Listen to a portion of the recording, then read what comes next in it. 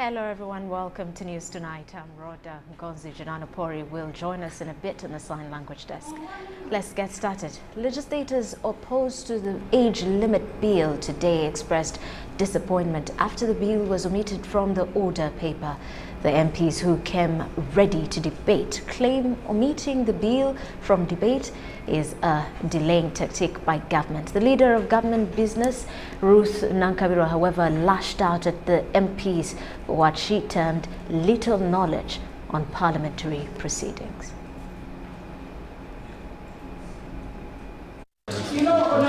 It was both disappointment and surprise for some members of the August House as the highly anticipated debate on the age limit bill failed to surface on the order paper. Legislators dressed in attires of their camps, yellow for the yes and red for the no, flocked the House, but surprise awaited them.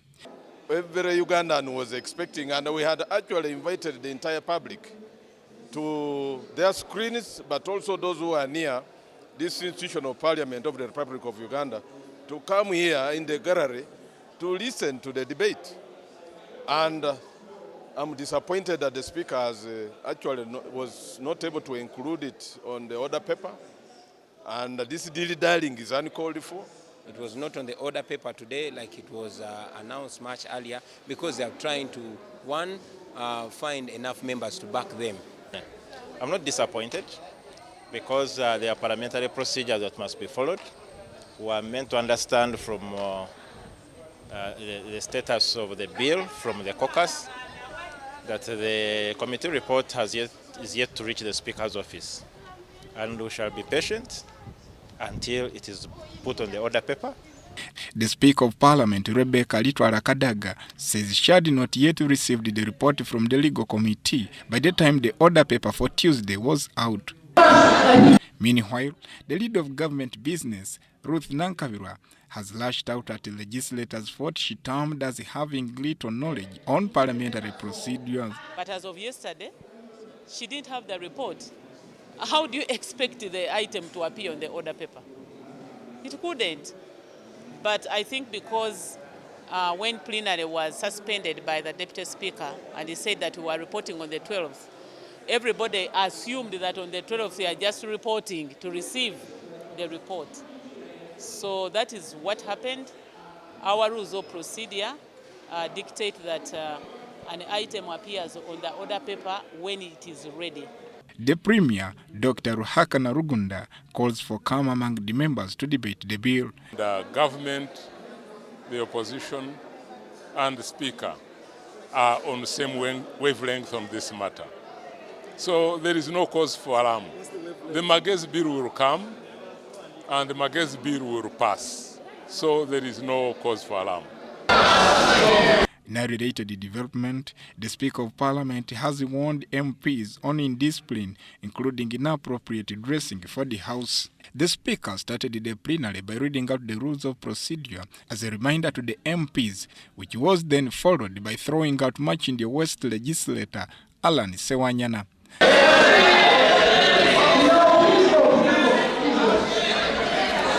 Samuel Galandi and Philip Aguta, UBC News.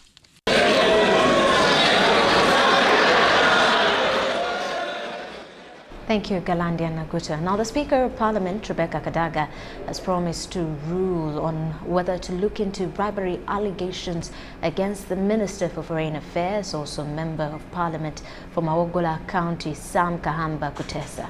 Is after Ntungamu Municipality Member of Parliament Gerald Karuhanga raised a red flag after media reports that Kutesa was paid a $500,000, that's about 1.8 billion shillings bribe in exchange for obtaining business advantages for a Chinese energy company while he served as president of the UN General Assembly from 2014 to 15, saying the issue has tainted the image of the country, especially his office, which is responsible for maintaining good public relations with other countries.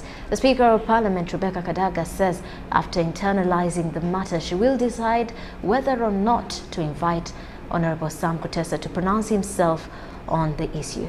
Meanwhile, the Prime Minister, Dr. Rugunda, says government cannot take any action on Kutesa unless he is given a chance to tell his side of the story. Look out for the heavy reading. After resuming as foreign minister, the Ghana foreign minister solicits a bribe from home, promising access to the president of Uganda and lucrative business advantages. Proposes a 500,000 bribe, while the Ghana foreign minister that we will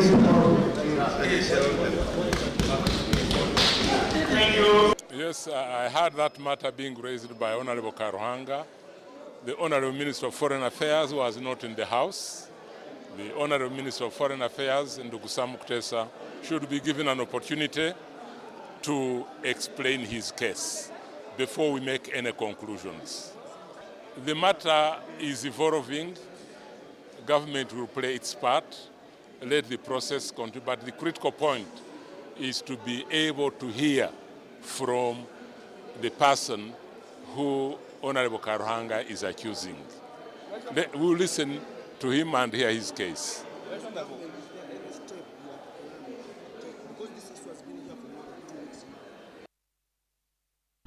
Non-government organizations led by Citizens Coalition for Electoral Democracy, CEDU, have released a report showing voting patterns of members of parliament on Article 102B of the Constitution. According to the report, most legislators support the amendment, others oppose it, while some are still undecided. Samuel Galandi has the details. The report indicates that out of the 436 members of parliament that are eligible to vote, 276 MPs supported the amendment, 116 oppose it, while 38 are still undecided. This is still 14 members, shy of the prerequisite 2/3 majority votes for an amendment to succeed, which translates into 290 MPs under the current parliament. Based on the data analyzed, the proponents of the bill do not have the required 2/3 majority, but are within reach. So I can't waste time speculating, yet something is going to come, and it will come in the broad daylight. We are going to vote by roll call and tally. But according to the same report, most constituencies are opposed to the amendment, contrary to the position of their legislators. Analysts have interpreted this as misrepresentation occasioned by absence of a direct penalty against defiant representatives. Members of parliament from these constituencies are trying to represent the people otherwise. I don't know whether that is a representation or it is a misrepresentation. If I don't give you my right to say yes on my behalf, who are you to say yes when I have said no? You don't determine your votes, you don't count your votes before they are cast. You cannot. So it's not moral, it's not insults, it is not shouting, it's not, you just have to, it's not even in money. Many of these MPs never even bother to return to their constituencies in between elections. They will only come back when they are coming back to look for the votes. So for me, the study is quite clear that there is a complete mismatch between the interests of the citizens and the interests of the leaders that aim to represent them. The age limit amendment bill, moved by Igara West MOP Raphael Majezi, provides for removal of the lower and upper age limit for one to contest for presidency. Going by these findings, proponents of the age limit amendment bill only need 14 new supporters to have it passed. But the report also indicates that members have instead been shifting support to the opposing side, which leaves the question of which side will actually win this debate still begging. Samuel Galandi, UBC News. Meanwhile, human rights and press freedom defenders have urged government to amend laws that contribute to criminalize the work of journalists and also commit to human rights instruments that guarantee press freedom.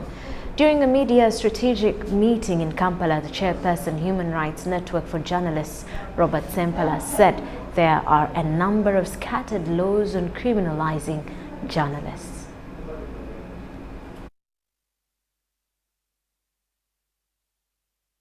The media strategic planning meeting concentrated more on media freedom and how to show solidarity to the red paper journalists who have spent 3 weeks in prison over allegations that their freedom endangers national security.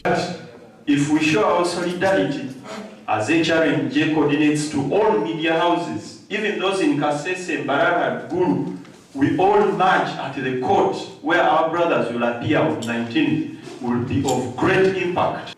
What do you have to do with an accountant of red paper? In other words, you are saying that tomorrow an accountant should actually influence which story should run in red paper. Is that the freedom of press that you want to create? Is that the independence of the editorial policy of how media houses that you want to create, Mr. Sempala? Although media practitioners admit press freedom is a guarantee under the law, they nevertheless concur it is vital that journalistic standards and ethics are upheld and that media practitioners hold each other accountable where and when they fall short of best practices. In the case of closing premises and arresting journalists of the red paper tabloid, the media fraternity calls for its reopening and immediate release of the journalists as their trial continues. They also recommend amendment of laws that criminalize journalists. The government should also amend the laws that constitute or continue to criminalize the work of journalists in this country, because we know there is a litany of laws whose work is to criminalize the work of journalists. And that government is reminded that human rights entitlements are not given by the state. An official from Center for Human Rights and Democracy in Uganda, Livingstone Sewanyana, advises the Fourth Estate to apply qualitative and individual action in order for their freedoms to be secured. On you as the media fraternity to use the power that you have, to know that through collective action and individual action, you can actually make a difference, and people's freedom can be secured, and that the cause we fight for can be won. I have never at any one time believed in failure. We can overcome. Uganda Communications Commission, UCC, was also put on the spot by media house owners for restricting what they air through issuing provisional licenses. A lot of times, UCC is using that leash to hold the media so they can cancel your license or they don't give you a license. So that's something that perhaps as the broadcasters, we need to come together and say, look here, once we've paid, it's a license issued. And when it has gone to court to have that determination, so court determines that once it has been paid for, whether it has been issued or not, it should amount to a license. Other issues for emphasis to the media fraternity are professionalism and the watchdog role. I'm Navka Farida and Robert Katamba in Kampala. The Mufti of Uganda, Sheikh Shaban Ramadan Mubajje, has called upon the entire Muslim and Arab world to strongly condemn the recent Zionist declaration of Jerusalem to be the capital city of Israel. He also calls upon the international peace-loving communities to resist the illegal move, which is likely to result in bloodshed and disrespect of values embedded in intolerance and peaceful coexistence. Mufti Mubajje was addressing a press conference at the headquarters of the Uganda Muslim Supreme Council here in Kampala.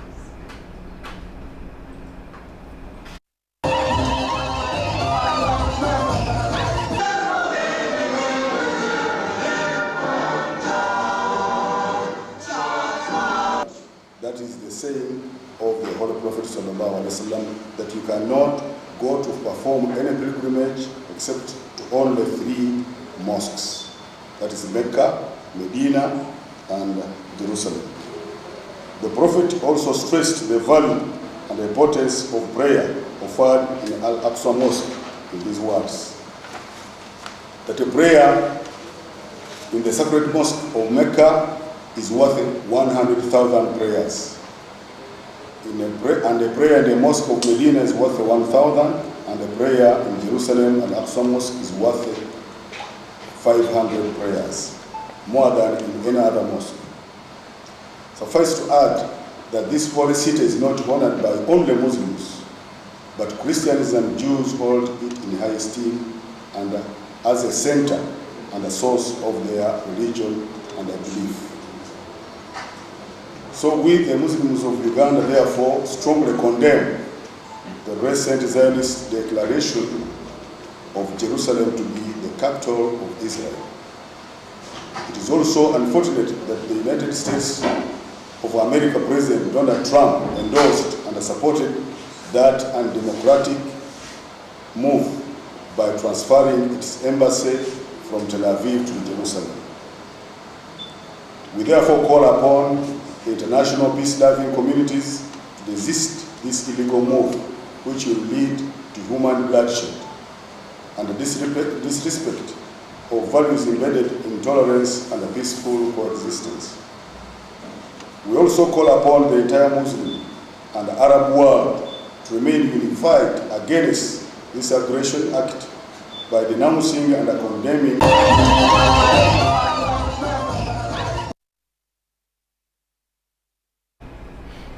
Security agencies have continued to be at the forefront of violating human rights.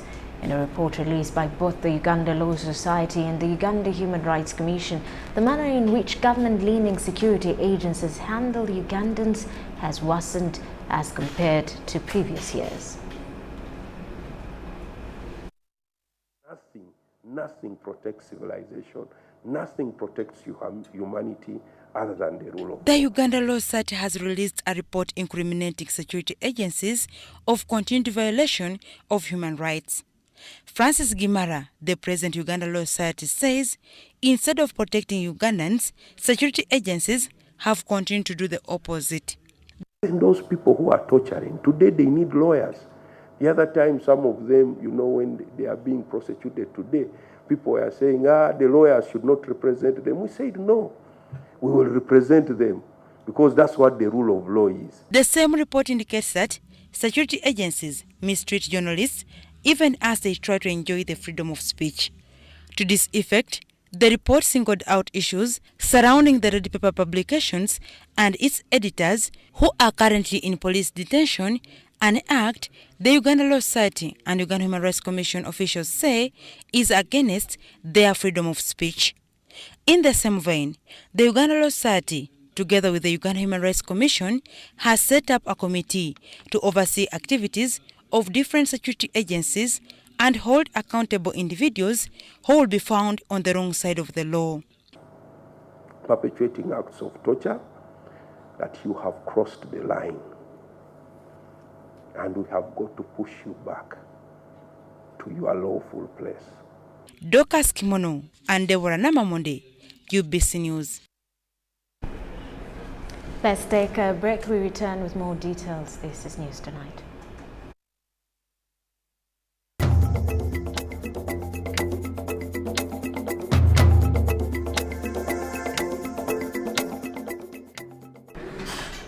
Welcome back. You are still watching News Tonight. An elephant that has been terrorizing Kihara Ward, the Kasese municipality suburb, for about a month has finally been captured and returned to Queen Elizabeth National Park amidst jubilations from the locals. The 9-ton animal was captured during a 3-hour operation by Uganda Wildlife Authority and police, commanded by the Chief Warden, Queen Elizabeth Conservation Area, Edward Esalu, in a maize garden off the Chihara Road yesterday, west of Kasese District headquarters.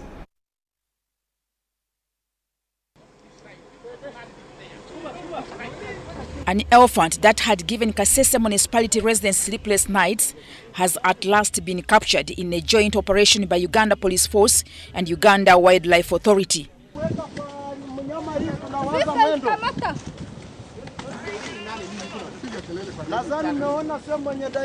The Rwenzori Mountains National Park Conservation Manager James Okware says he tranquilized and immobilized the elephant before loading it onto a truck, which drove the elephant to Queen Elizabeth National Park.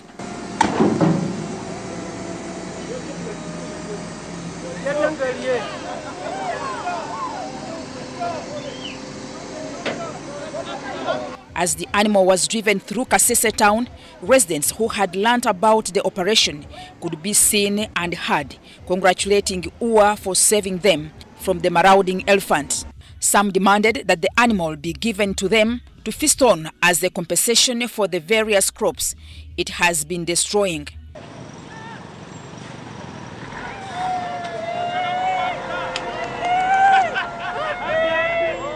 A joint police UWA force has thrice unsuccessfully tried to evict the animal from the community by shooting in the air to scare it away, burning red paper and using a helicopter to chase it away in vain.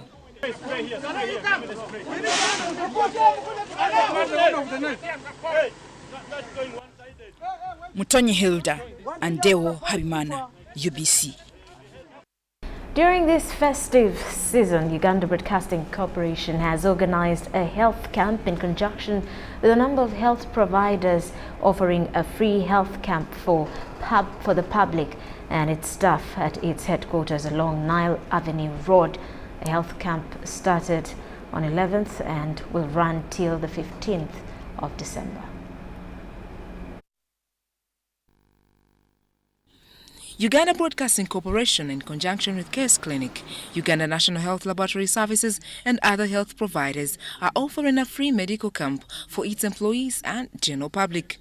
Services being offered include testing and giving vaccines for hepatitis B, yellow fever, cervical cancer, sickle cells, eye care, HIV testing and counseling all skin and heart complications, plus donating blood. Wilfred Sanyange is UBC's Public Relations Officer. We are doing this as part of our corporate social responsibility. It is one way that UBC can give back to members of the community as a Christmas gift because we are appreciating them for always supporting us, for always being with us, working with us throughout the entire year. Sanyange adds that UBC, being a public broadcaster, will ensure that its staff and the general public get to know about the health status during this festive season. So we have decided to organize this medical camp for free of charge to give back to our people. Talking to UBC TV, Bakaira Simon Peter, a specialist in sickle cell working with Central Public Health Laboratory, elaborated more about sickle cell disease, which until recently was a silent killer. Cell disease is a genetically inherited disease from our parents, and it affects the red blood cells.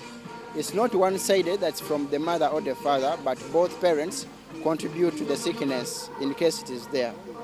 In lieu of the above, Simon Peter advises couples to test before marriage.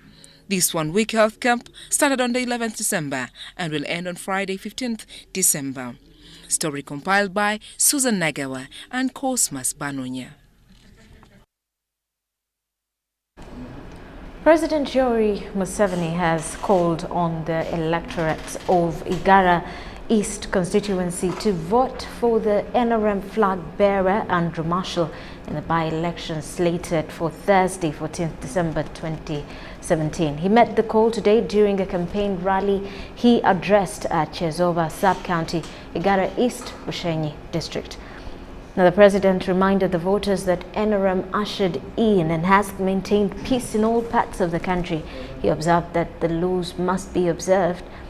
He informed them that NRM has supported the youth into leadership.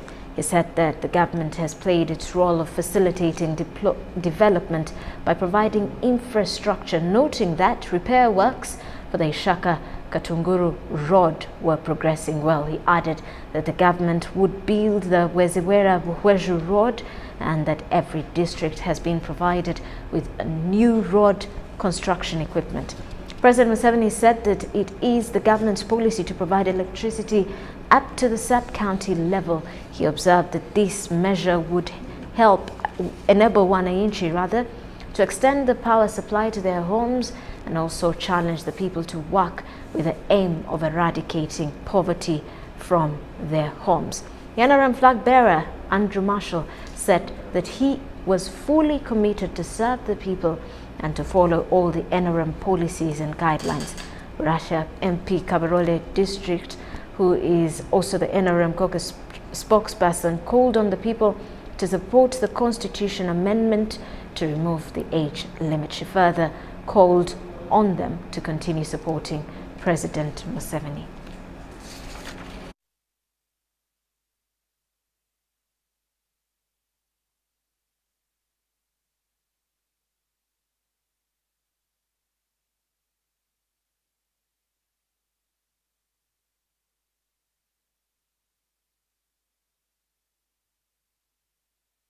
Meanwhile, over 50 million shillings in cash and pledges has been raised for the completion of the priest's home for Mary Assumpta Kindu Catholic Parish, Channamakaka Sub-County, Masaka District. During the function at Sports Club in Masaka Municipality, the Vice President, Edward Chiwanuka Sekandi, commended the parents who guide and are mindful about the welfare of their children, even into adulthood.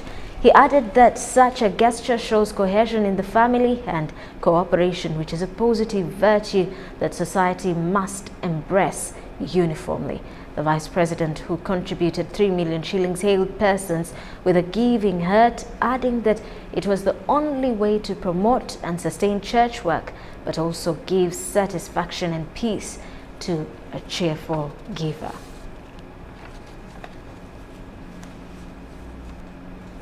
Also, the Vice President, Edward Chiwanuka Sekandi, has commended the Uganda Police Force leadership for encouraging its officers to marry and settle, saying it makes them more responsible both at work and home and increases productivity. He also urged the police senior officers to lead by example both in public and private, saying they are a mirror to those they lead and mostly emulate many things about them, which they will also apply in the management of the police force affairs. Sekandi, who was speaking during the wedding of Corporal Nzanyisinga John, a member of the security detail, and Rukundo Ruth at Katwe Seventh-day Adventist Church in Masaka Municipality, noted that marriage comes with many benefits, but warned the couple to avoid negativity and rumors that destroy marriages. Pastor Josiah Usaba, who wed the couple, asked them to be faithful and truthful to each other, to raise a God-fearing family, and urged them to always have common ground on most of the major decisions on issues affecting their home.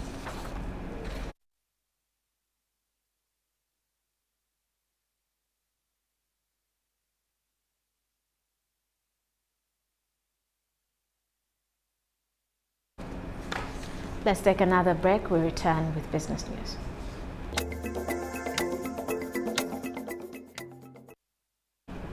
Thank you for sticking with us. In business news, cocoa farmers, dealers and technocrats are being trained on how to manage the cocoa value chain. About 70,000 smallholder farmer Ugandans are in cocoa farming together, producing 30,204 metric tons of the crop, fetching the country close to $73.7 million annually. Also known as the food for kings, cocoa is for high-end consumers, with farmers stopping at only removing the valuable seeds from pods that they release to the buyers. Also known, there are 25 districts engaged in cocoa farming, though over 70% of this cocoa comes from Bundibujo. And also the cocoa as one of the enterprises they should support. I will ensure that they take on the cocoa. Over 99% of Ugandan cocoa is exported raw, though the country imports cocoa products worth $2 million annually. Now government, through the Ministry of Agriculture, Animal Industry and Fisheries, is training farmers, dealers and technocrats on cocoa extension and production for more tons. All stakeholders along the supply chain must ensure that the cocoa is properly produced, processed, transported, stored in conformity with prescribed code of practice. The Principal Human Resource Officer, Minister of Agriculture, Animal Industry and Fisheries, Rita Kagubo, says cocoa production is characterized by smallholder farmers who continue living in poverty due to low yielding in the cocoa fields. Kagubo appreciated the intervention of Operation Wealth Creation in the distribution of planting materials. The director Swiss Contact International for the support Bundibujo District local government for facilitating the training experts from Ghana Research Institute and communities for work well done. The cocoa subsector is still facing challenges and constraints broadly related to low production, poor processing, poor quality assurance, value chain addition, environmental sustainability, strengthening extension services to ensure compliance with recommended technologies along the value chain system. The Deputy Chief Administrative Officer, Bundibujo District, Samuel Kalisa Bijirwa, says the main bottleneck in cocoa production is mainly lack of an operational regulatory framework. Our districts, they are carrying out massive campaign of promoting cocoa. Actually, cocoa has been identified not only nationally, but even from our local governments as one of the main key priority enterprises that we are basing on. Swiss Contact International was represented by Felix Opio, who promised support to cocoa value chain in Uganda. I think, as Swiss Contact, who is interested to see that the cocoa sector grow purposely for the benefit of the farmer who sweat every boon. That is the most important thing Swiss Contact look at. The aspects covered in the cocoa production chain include farm activities, nursery to post-harvesting handling systems, pests, and disease management in the fields. When you go get your farmers on board, all that are the hiccups which is making the farmers not to work, not to understand the concepts. Remove all those things and push them forward to let your areas become the new cocoa areas for the country of Uganda. The second phase of the training will be in Chituza for Central and Eastern Uganda districts. Habimana Deu and David Batanda reporting for ABC News, Bundibujo. Uganda Development Bank, in partnership with the Resilient Africa Network, have announced the UDBI Growth Accelerator 2017 program, dubbed towards a smart and sustainable agricultural and manufacturing sector. The program aims at supporting individuals to grow and expand their startup enterprises in all sectors. Innovation and entrepreneurship are critical pillars that can jumpstart the country's agriculture sector. Through innovation, entrepreneurs can create new competitive markets and businesses along the agricultural value chain, which can have a multiplying effect on the economy of Uganda. This program is going to help locate, identify, expose and support commercialization of technological innovations that provide solutions to challenges in different sectors of our economy. For 2017, however, we are focusing on agriculture and manufacturing sectors. The entrepreneurship sector in Uganda is still constrained by the limited access to finance and startup capital, which is aggravated by shortage of entrepreneurial skills. I'm excited and happy that UDB has come at a time when we have the sustainable development goals that we need support and put Uganda at another level. And I'm sure our neighbors will borrow a leaf. Definitely they will.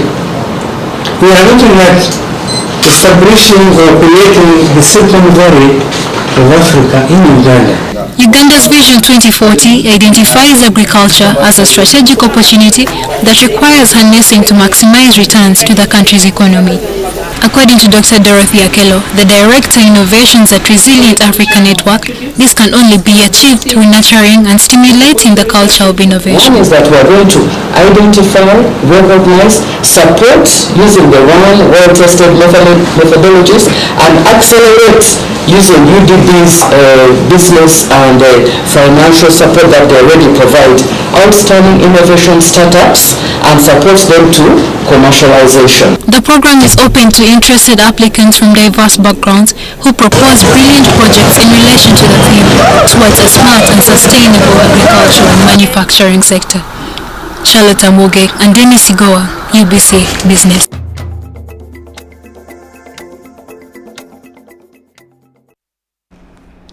European governments are knowingly complicit in the torture and abuse of refugees and migrants in Libya, Amnesty International has alleged. In an effort to stem migration, the EU is actively supporting a system of abuse and exploitation on Libyan shores, the group said in a report. EU funds are going to authorities working with militias and people smugglers, according to the report. The EU has provided ships, training and funding to the Libyan Coast Guard. Now, Libya is the main thoroughfare for migrants trying to reach Europe.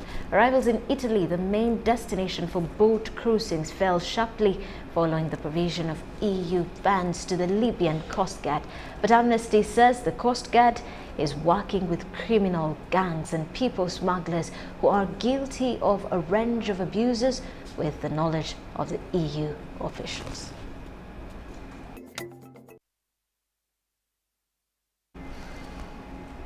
And with sports, Uganda government has promised to improve capacity at tertiary institutions as the only way of ensuring the right talent is groomed for use by top clubs. This has been announced by National Council of Sports Board member Zubair Galiwango while officiating at the opening of the 15th National Nursing Training Institutions in Gulu.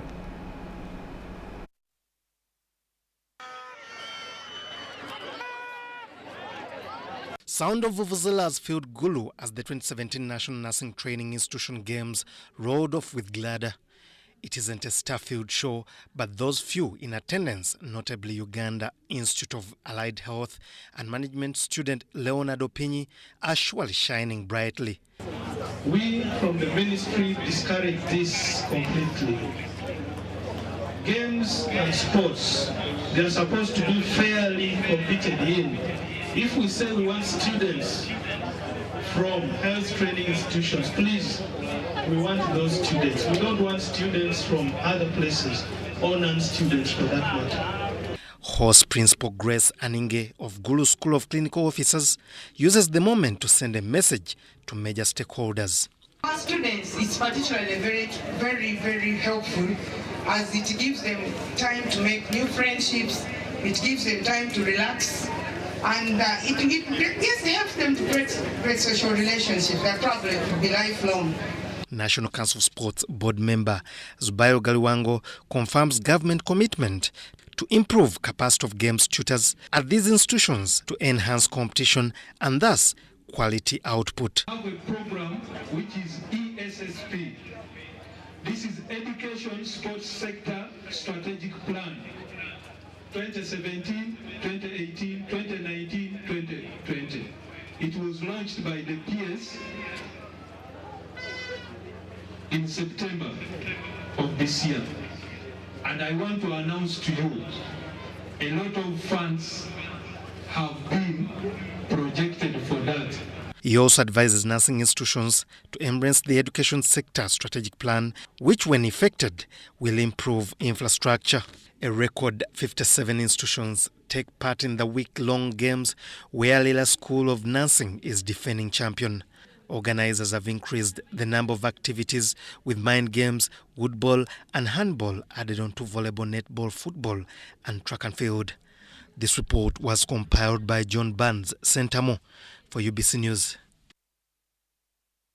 Uganda Boxing Federation is in yet another round of fresh wrangles. Earlier, incumbent President Kenneth Gimungu took his grievances to the Nakawa High Court, seeking an injunction to block the elections from taking place. However, the election presiding committee appealed to the same court through the International Boxing Association to authorize the elections to take place.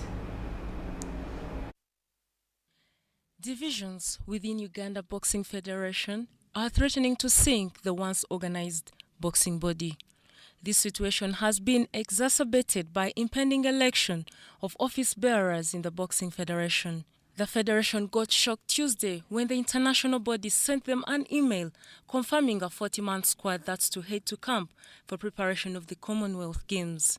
Former public relations officer and now aspiring candidate for the post of vice president in the federation, Fred Kavuma, blamed outgoing president Kenneth Jimugu of sidelining other members on the committee when he came up with the names of players without consulting coaches.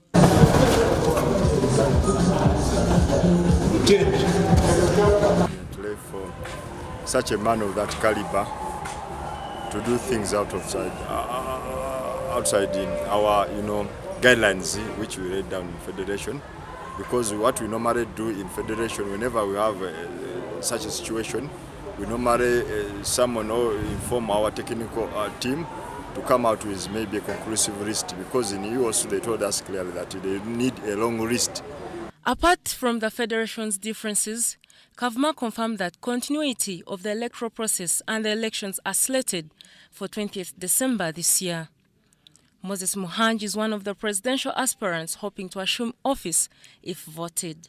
The tentative list of players expected in camp to prepare for the Commonwealth Games has Mutevi Umar, 49 kilograms, Milo Juma, 52 kgs, and Marvin Omondi, 62 kgs.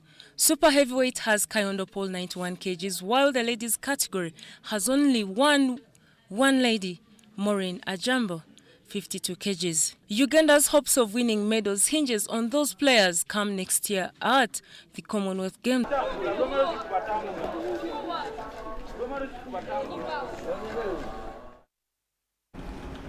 And Tagi girls team will not feature in this year's edition of the Seninde Women Development Cup this Friday, paving way for new teams to compete for honours at the Philip Omondi Stadium. The 8 teams have been pooled into 2 groups, and only those teams that are not playing in the National Women Elite League are to compete.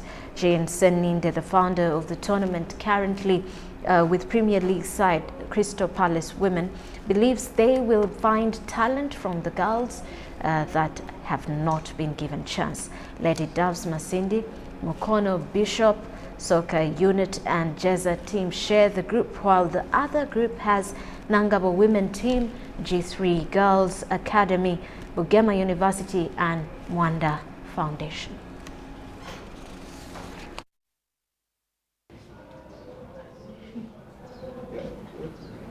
For us, we feel good including 4 teams from far of the country, which shows that the tournament is a bit more diverse this year, so that we don't involve only the teams that are in the central of Uganda, because there are so many other girls. If this tournament could accommodate 10 or 9 or 20 teams, we could do that, but just because we have 8,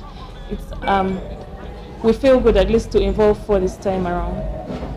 We want to raise the profile of women's football in Uganda, because we feel like other countries have gone too far, so we don't want to be left behind. So putting on something like this, showing the organization, that is what we want to see women's football go. Seeing girls like Josephine, for me it inspires me as a person to know that through the tournament last year she did not have that bursary at Uganda Matters. So we have about 4 or 5 girls who got bursaries in universities after that tournament. So it shows you that we're on the right track. And also seeing about 4 or 5 girls who went on to get spots in the Women Elite League. This is development, so it shows us that this is progressing. This tournament is this year is just the 2nd edition. We are still learning as well. We're hoping every year we'll keep improving and raising the standards.